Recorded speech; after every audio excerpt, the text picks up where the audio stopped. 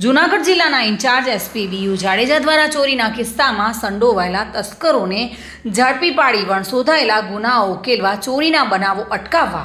સૂચન આપતા કેશોદ પોલીસ વિભાગના ડીવાયએસપી બીસી ઠક્કરના માર્ગદર્શન હેઠળ police inspector P A Jadav, ASI Shabbirbhai દલ,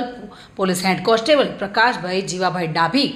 રણજીતભાઈ મેરામભાઈ ડાંગર, પોલીસ કોન્સ્ટેબલ સુરેશભાઈ મોહનભાઈ ભામણા, રવિભાઈ જગદીશભાઈ ધોળકિયા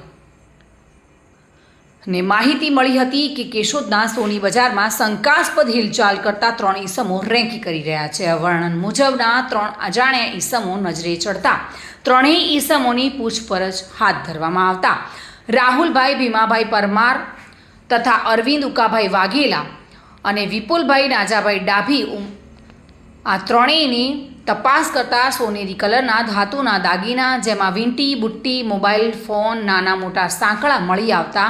આકરી પૂછપરછ કરતા સૌરાષ્ટ્રમાં જુદા જુદા વિસ્તારમાં સોનીની દુકાનોમાં ચોરી કર્યાની કબૂલાત કરી હતી અને જે મુજબ મેંદરડા ખાતે 24 જોડી સાંકળાની ચોરી અને કેશોદમાં 2 સોનાની વીંટીની ચોરી તથા કેશોદમાં 1 સોનાની વીંટીની ચોરી તથા જામનગર ખાતે નાની મોટી બુટ્ટીની ચોરી કરી હોવાની કબૂલાત કરી હતી.